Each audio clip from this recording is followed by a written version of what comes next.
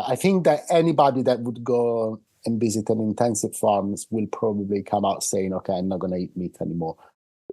Please don't touch. Animals are things for us to use, and we want to get the products as cheaply as possible. Welcome, Pablo D'Ambrosi, to the Picture House podcast. Could you please explain to people who have no idea what Food for Profit is about? Can you give them a quick summary? Of course. So Food for Profit is it's an investigative documentary, first of all. And what we wanted to expose was basically the link that there is between lobby, especially the agri-food lobby, and the politician in Brussels. Because unfortunately, there's almost like 400 billion euros of taxpayer money that is given in subsidies to the agri-food sector in Europe, to all 27 countries. And this is money that is going, unfortunately, mainly to intensive farming. And that's what we wanted to expose. And we wanted to make people aware that actually our money is going to pay for an industry that is really destroying our environment, destroying biodiversity, but also destroying communities and exploiting workers and posing a risk to health. So there were many subjects that we touched in the film, but mainly we wanted to expose the links between political corruption and the power of lobbies, and to try to make something about it. And it was a 5-year investigation, I understand, which is, intense in and of itself, not to mention the lengths that you had to go to capture the footage.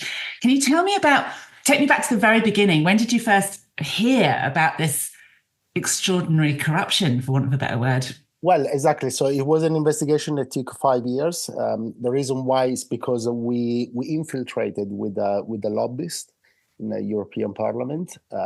So we have this lobbyist meeting for over a period of a year. He met with lots of different MEPs and also other lobbyists and people from the agri-food sector his meetings were really to try to make them talk as much as possible. And also he was also proposing some experiments in genetics. And it was interesting to see what were the reaction of these MEPs and the industry as a sector as well. And what came out, it was quite shocking. Basically, all the interest was it was all about productivity, so they didn't care about the cost on the animal welfare, on the destruction of community again, and the environmental problems, because all they say is basically they want to compete with China and America. So if they do it, we need to do it as well in Europe. And that was probably the main reason that why we did this film, is because there's already a few excellent documentary out there that expose the food industry, like Cowspiracy or Food Inc. But they were always American production. And we as a European, and when I say we as European, I include also British people. I live in London, and we also have this perception that this is something that was happening just in America or in China, and but in Europe we have a different way of producing food, and it's much better, and the quality of food is way better in Europe. When I say Europe, again, I include the UK. And we really wanted to show the public that this is unfortunately is not true, because 90% of the meat consumed in Europe is actually coming from factory farming, and a factory farm in Europe or a factory farm in America is pretty much the same. So we really wanted to show the public that even in Europe we have the same problem. In our countries we have the same problem, and it's just a myth that we tell each other that we are consuming food of high quality, but in reality, the quality of the food is really low, like you will see in the film. And again, and also we wanted to expose the exceptional power that lobbies gained in the last 20 years in Europe, which is absolutely. This was almost like a shock to me as well. I didn't realize before starting to do this film how influential lobbies are in Europe. just one data, like I think he said it all. Up to the 1980s, there were around 700 to 800 lobbyists in Brussels. At the moment, there are like 25,000 lobbyists. Good grief. Just the sheer number of of people that are working for the industry and are trying to basically, to convey the message from the industry to try to influence politics. Yeah. And this is shocking because basically they model European model on the American model, where basically lobbyists, as we all know, control Congress, as have a really powerful influence on it. And that's exactly what happened in Europe at in the European Parliament. And again, we didn't want to make an anti-EU film.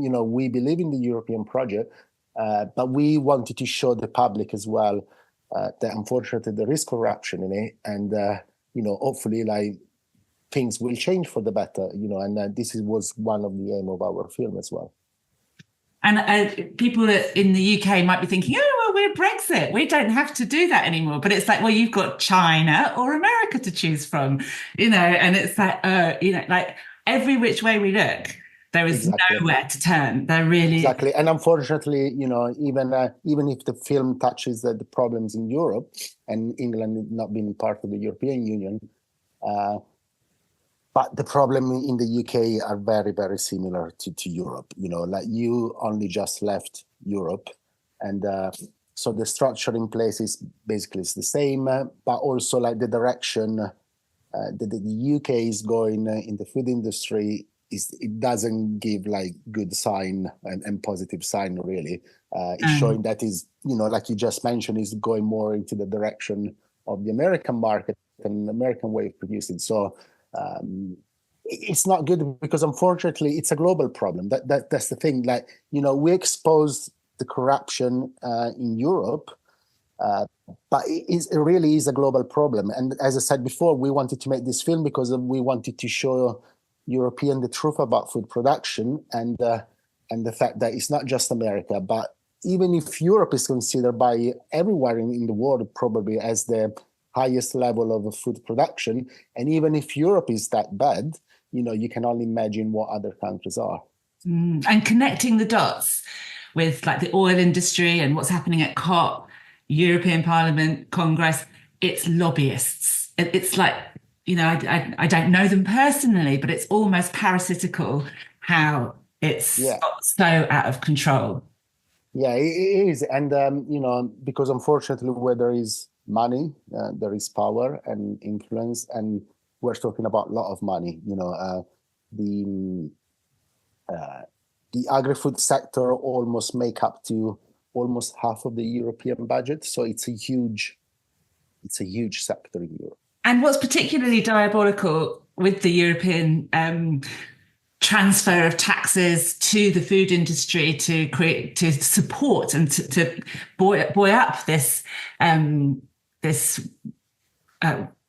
industry, I guess, is that it's all under the guise of a Green Deal. Absolutely. Is that right? Absolutely. Yes. Yeah, exactly. So that was also what was really interesting. That is the fact that, it's also a part of what is called now greenwashing, because these 400 billion euros that I was talking about before exactly are part of the Common Agricultural Policy, which itself is part of the Green Deal that was announced by Ursula von der Leyen a couple of years ago. So basically this shows exactly that, while politicians are announcing, positive policies towards the environment and are trying to sell this to the public, really, in reality, in the background, nothing is changing. And the reason why nothing is changing is because of the immense power that lobbyists have. So basically, they came out with an escamotage, with a little trick, really, that is saying that they're not using that money that is subsidized to them directly for the animals, for the intensive farms, but they're just using it for crops. But those crops are only for animal feed. They're not for human consumption. So in reality, is that those crops are really still part of that system of intensive farming, and that was basically that was the trick that they used, so that they could keep all the subsidies in place as they used to be before the Green Deal. So while the politicians are announcing the Green Deal and people are expecting policy there, I don't know, towards organic farming, other kind of farming, in reality nothing is changing, and the money is still going to the same polluting and devastating intensive farming. They're creating so many problems. Like you were seeing the film, we're talking about, of course, we're talking about animal welfare and the really poor condition where animals are living in intensive farms. But that one is something that everybody knows. But also we're showing as well the destruction that he has on communities, where these big groups arrive and completely transform the area, building lots of big intensive farming really close to small towns that, maybe for centuries have been close to a way of production of farming that was kind of like an ancient way of farming. And now they're completely overcome by this way of production that actually doesn't, when the big companies come into local communities, they come there with lots of promises saying that, we're going to bring jobs, we're going to transform your town, we're going to bring money. Sorry, but in reality, the word that they bring is very, very little. To run a factory farm with around 500,000 chicken, you only need 2 people. So that doesn't bring any jobs to the community, and it only brings destruction. And in fact, all the communities that we went to visit, they were completely shattered. And most people have left, and the few people that are left, they're still there. They're just really regretful of what happened to their community. And plus, when they even talk about the pollution, the smell, you can smell it from a few miles, when you, the smell of intensive farming. It's absolutely, sorry for the word, but it's absolutely disgusting.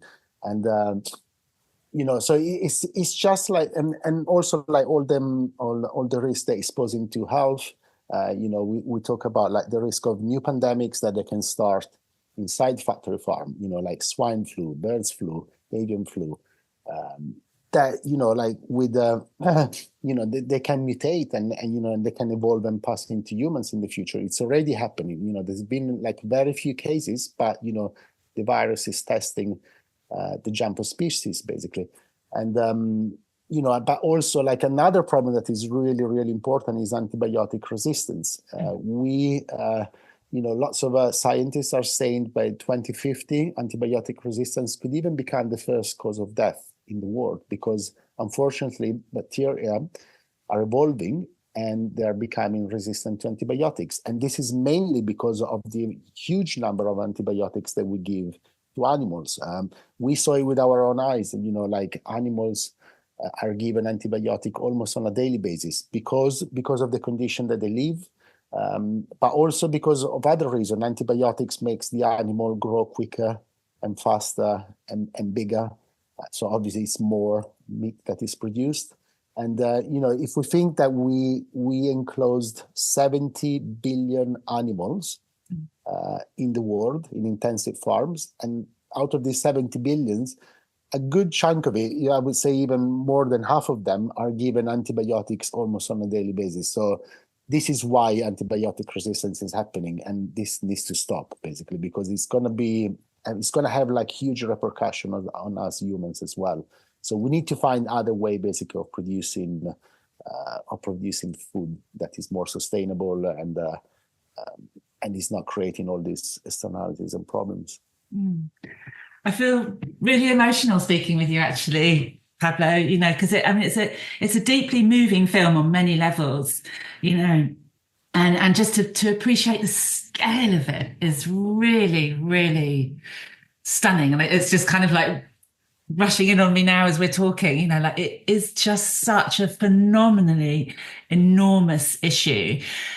Tell me about, just bringing it back to your fantastic film, because it's so well made and so informative.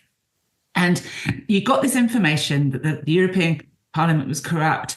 You sent in your undercover journalist, and then you went out to see for yourselves. Tell me about doing that. And you put yourselves in incredible danger. I mean, Giulia, I thought, was not reckless, you were never, I didn't feel you were reckless. I thought you were respectful and understood the danger that you were in. Can you tell me a bit about that? Yeah, so basically after we finished with the investigation, like me and Giulia, we embarked on this journey around Europe, and so we literally started, from we went back to basically all the places that we investigated. So because I didn't mention it before, we also sent lots of different journalists and activists in different farms around Europe. So we sent people in Spain, Italy, Germany, France, Poland, and all very, very brave. Very yes, brave. all very brave people, and and for them it's such a horrible job, because I mean it would be a horrible job for everybody, but lots of them are also animal rights activists. So for them it was like something really painful to do as well, to be in that environment of death, and the images, I think, that speaks for itself, and it's truly horrible. I think that anybody that would go and visit an intensive farms will probably come out saying, "Okay, I'm not going to eat meat anymore," because it's truly shocking. And so basically, but anyway, to go back to your question, we embarked on this journey, and we went back to all the farms that we visited before. So we went to Spain, Italy, Poland, and we try to basically follow all these problems. So like in each country, we analyzed a different subject, and also like we analyzed different kind of like animals and meat production. So in Spain, we focus on because obviously Spain is really famous for its ham and all of that. So we focus on pig farming, and all the problems related to pig farms. Animal welfare, unfortunately, it's a problem that is over the board. It's like everywhere. But there in Spain, what we really saw was the problem with the environment. Like, those pig farms are really polluting the water in Spain. And to the point that basically, literally like hundreds of thousands, if not millions of fishes are dying in the area of Mar Menor, which is close to Cartagena. And that the reason why is because all the nitrates that are coming from intensive farming are going down to the rivers and then to the sea, and they're basically destroying completely the environment. It's like I think it's now been almost 4 years that people can bathe in the water there, and it used to be a really touristic area. There's lots of as well of British tourists and expats that live there. So it's really changing the community, because people, it used to be a holiday resort, basically a holiday place where you go with the family, and you go there. It's just really sad, because basically there's almost nobody nobody can go in the sea. There's like just dead fishes, and the people have been trying to protest against it, and all the local people, but unfortunately the politician in power in the area, in the region, they're very close linked to the pork industry, which is in some area in Spain is really, really powerful, as you might know. So that was just an example. But then we went to Germany instead, and we wanted to show the exploitation of illegal migrants there, and also migrants from Eastern Europe, which are taken there with the promise of a good job and a good salary, and when they come there, they realize they're basically almost like kidnapped by the subcontractors that are working for these companies, which basically subcontract workers, and these workers, they almost have no rights. They can't take if they hurt themselves, or if they're sick, they can't take days off. It's truly like quite shocking, and but this is also like shows how really the industry is well aware of all of this, of the exploitation of workers as well.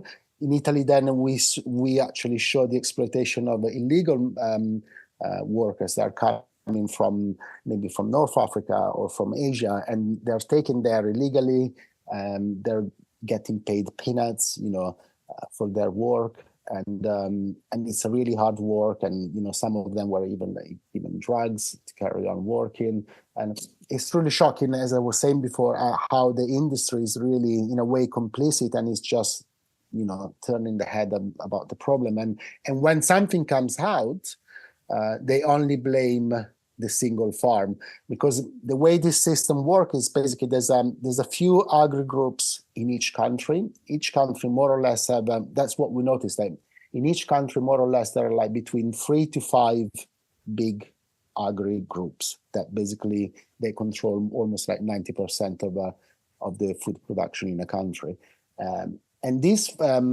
groups, then what they do, they basically it's almost like they're renting the farms from small farmers, which are working for them.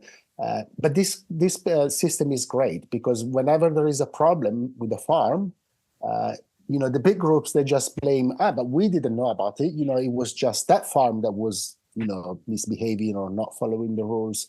And that's, for them, it's a great way of basically brushing off all criticism, and in fact their answer has always been, because we then went to confront some of these big groups. We went outside their offices, and we even spoke to some, in Spain we spoke to the president of one of these big groups, and of course they're denying everything, but if not, they're saying, it was just a problem with that farm, we're going to take we're going to do something about it, don't worry, we'll solve the problem, there's no problem basically with our group, everything is fine. But there are problems, and in fact we received a few legal warrants from some of these big groups. The funny thing is that we even received a legal warrant from a big agri group that we didn't investigate, but they just sent us a legal warrant just in case we did, because obviously they probably know that they're doing something wrong. But yeah, and but it's interesting as well to see, because I want to talk about as well how the repercussion that this film had, because we were amazed by the fact, because the film was a world premiere at the European Parliament. Yes, I was just dying to find out how which was unbelievable for us, because we would have never thought, like, out of any place in the world, like, to premiere it there. Who gave that the go ahead? Because exactly, it was like, is the institution that we're actually not criticizing, that we are exposing in the film. So it was amazing to show it there. It was thanks to the help of like 3 MEPs that proposed the film to the European Parliament, and then it was accepted, and probably they didn't really know what they were going to screen, but it was interesting. So it was screened there, and it was funny because they even sent a few lobbyists there basically to spy on what was going on. So they came there and they were like taking pictures and videos, and then they were sending them through WhatsApp groups to all the other MEPs, just to inform them of what was going on. But it was very interesting to show them, because we were in the actual room in the Parliament hall. So it was really interesting to be there and then to do a talk there. It was very, for us, it was very important, and it was a great launch for the film. Incredible! You couldn't have asked for a better place for it to be. Exactly. And then, and then we didn't really have distribution in place at the time. We only have a couple of screenings, one in Milan and one in Rome. But the film then went viral on social media. And, within a few weeks, we gathered, now we have over 120,000 followers on Instagram. And so the thing went viral, and so then lots of cinemas picked up on the film, and we were out in Italy for 18 weeks in a row in cinemas, which is really, really strange for a documentary. Never happened, basically. Well, it's really interesting because at Picture House we do the green screen, and they're it's environmental films followed by a panel.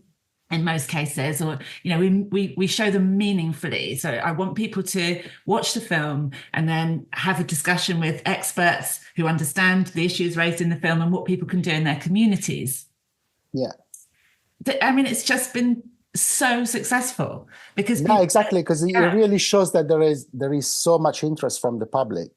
You know what I mean? Because we before the film came out, we have we have a few hiccups with distribution. People were thinking it was like too political, and they didn't want to take the risk. But then when it came out, and because of the success he had in Italy, then anybody wanted to jump on the wagon. But it was interesting to see how the industry didn't think that there was that much interest from the public, but instead it was like, I think it was successful because the public wants to talk about these things. They want to know what they're eating. They want to know why. If there is corruption, if it's something that really bothers the public especially when public money is spent for industries that nobody really agrees with. Especially when their perception has been so misled. Like, this is a green deal. We're giving all this money to a green cause, and then it's like, what? Exactly. And especially when you think that in theory, like the European Green Deal, it should be the spearhead of all the Green Deals that are supposed to come out. But regarding the consequences of the film, because the film became very successful in Italy and Spain, two of the so basically all the newspapers and TV station and radio. We went to lots of different interviews on TV as well. So everybody was really talking about it. And in June, we had the European election, June 24. So two of the MEPs that we exposed, which are really powerful in Europe, they didn't rerun for election. So basically, they were kind of like, they have to stand down because of public opinion, because everybody was talking about it and the corruption of these two individuals. And, their parties told them basically they couldn't run again. Especially in the case of Paolo De Castro, he was a really, really powerful individual in Europe. He was the head of the European Agri Commission.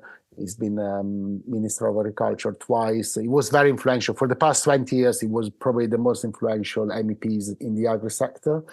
So the fact that he's not there anymore, it's a huge victory for the film, which we would have never thought when we made it, because we would never thought that it would lead to that.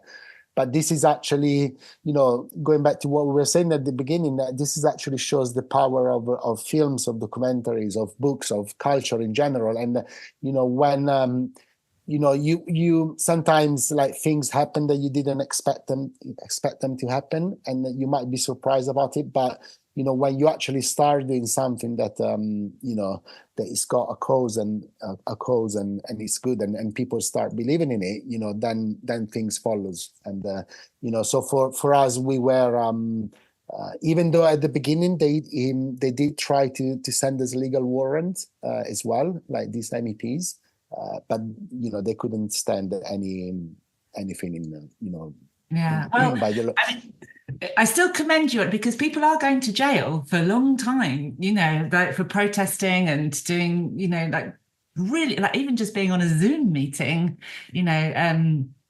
Roger Hallam, no, is it Roger Hallam? Who's the head of it, who started XR, has gone to jail for 4 years.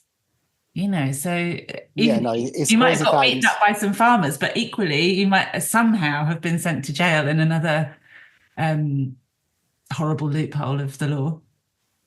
I know. Yeah, it's testing times as well. Yeah, but and that's why I think that.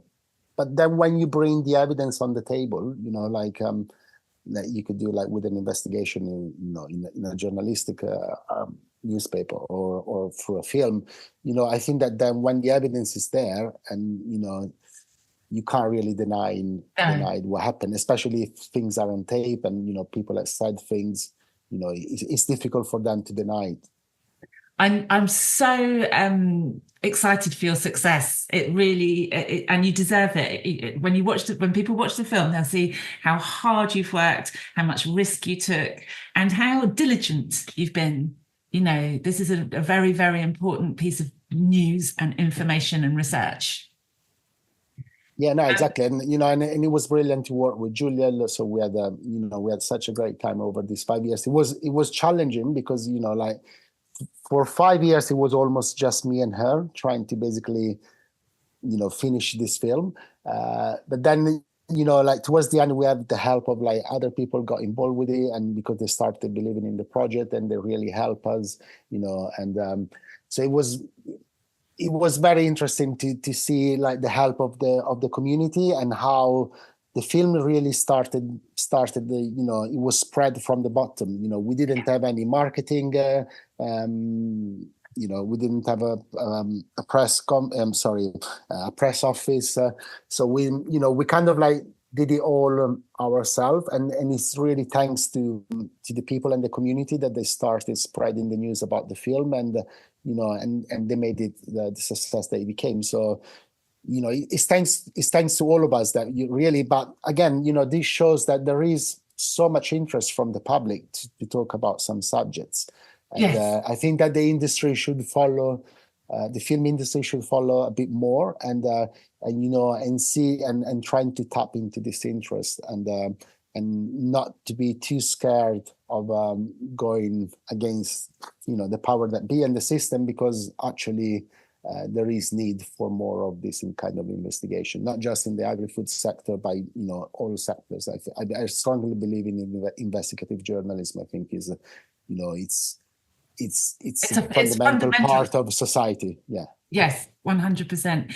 And you are coming to the UK. You'll be at our Ealing, Brighton and Brixton Ritzy sites on the 29th, 30th of October and the 7th of November at the Brixton Ritzy. We're really, really excited to have you coming over, Pablo. Thank you so much. Yeah, I'm really excited too, because I'm based in London. I live in London. So oh, great. Oh, yes. Sorry, you did say that. Yes. Yeah. Yes. Nice. Whereabouts do you live? I'm in Bushey, Hertfordshire, just outside London. Okay. London. So I was going to wonder if you had a local picture house that you might be. No, not local, not that local. No, I think that Ealing is probably not too far from where I live. Oh, good, So good. And just to finish, why is it so important that people should come to the cinema and see food for profit? I think it's important for people to realize, how the food that they're eating is produced. First of all, it's important to understand how the agri-food sector is really influencing politics. And as I said, it's not just in Europe, it's everywhere. In the UK, there are exactly the same problems. And also because I think it's very important for people to see all the externalities, all the negative effects that intensive farming is having, again, on the communities, on the environment, posing health risks for antibiotic resistant and pandemics, and, the exploitation of workers, and not the last, the exploitation of animals, and which is like we basically created this kind of like dystopic world where we enclosed like 96% of mammals living on Earth are inside intensive farms. Only 4% of mammals are in the wild. And this is like a really dystopic world that when we start thinking about it, we say, oh my God, what did you create it? And this is only to basically to please ourselves and our taste buds to be able to eat cheap meat every day. And this is not what humans have been doing for like thousands of years. We're not necessarily advocating, oh, you need to stop eating meat. We know that basically lots of people will carry on with it, but at least be informed, know what you're eating, and try to source your proteins from a sustainable source, basically. That's wonderful. And I would also like to add that coming to the cinema as a community and seeing like-minded people gives you such strength and power and connection. Totally. I mean, I think that what I'm most happy about the film, besides the success, is it's all the love that we're receiving from people in the community. We're receiving so many messages, every day that, from people that are writing to us, thanking us for what we did, and showing also the impact that the film had on them, and this is amazing. This is exactly what we wanted. We set up like to make a film that didn't want to talk only to the vegan or animal rights community. We wanted to make a film that would talk to everyone. And that's why we're talking about like so many different subjects and politics as well, because we really wanted to show, basically we wanted to inform people. So then when people are informed, they can make informed decisions and, they know what they're doing. Definitely. Thank you so much for joining us on the Picture House podcast. Really good luck with the film. And it's just wonderful to speak with you. Thank you. Thank you so much again, and see you soon. What intensive farming is producing is catastrophic, and the truth cannot be hidden any longer. Open your eyes.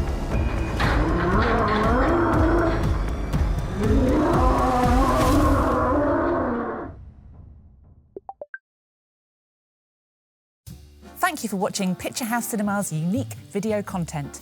Hit the subscribe button to be kept up to date with our movie news, cast and crew interviews, highlights, trailers, and lots more.